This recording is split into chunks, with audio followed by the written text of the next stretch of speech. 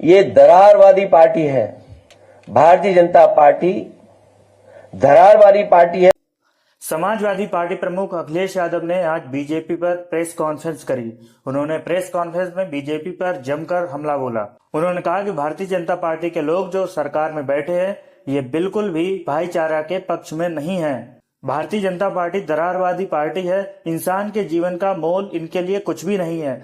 इनके लिए इंसान के जीवन का कोई मोल नहीं है।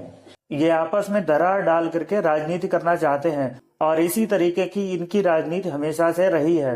उन्होंने कहा कि बीजेपी के अगर पुराने कामों का हिसाब किया जाए तो आप पाएंगे कि बीजेपी हृदय विहीन पार्टी है।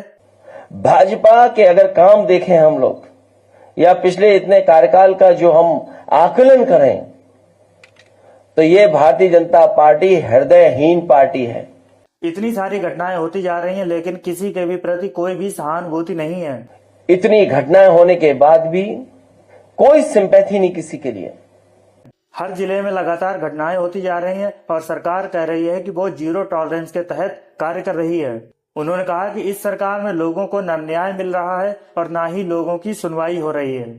उन्होंने कहा कि बीजेपी के बस दो ही पलड़े हैं, एक पीडीए के खिलाफ अन्याय और दूसरा भ्रष्टाचार। भाजपा सरकार के दो पलड़े हैं,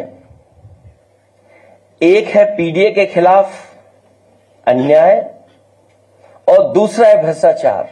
भ्रष्टाचार के खिलाफ नंद किशोर गुर्जर जो बीजेपी के ही एमएलए हैं, अपनी ही सरकार के ऊपर उन्होंने कई सारे आरोप लगाए हैं। नंद किशोर गुर्जर ने अपनी ही सरकार के प्रशासनिक अधिकारियों के खिलाफ काफी कुछ बोला है। उन्होंने कहा कि ये अधिकारी उनकी हत्या भी करवा सकते हैं।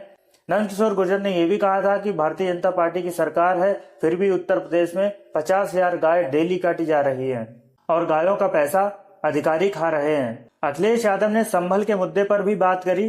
साथ ही उन्होंने कुंदरकी उपचुनाव में जो कुछ हुआ उसको लेकर के भी बात करी। अखिलेश यादव ने कहा कि कुंदरकी में भारतीय जनता पार्टी ने वोट नहीं डालने दिया। आपने कई सारी तस्वीरें और वीडियो देखे होंगे। भारतीय जनता पार्टी ने पुलिस के दम पर कुंदरकी की जीत समाजवादी पार्टी से छीन ली।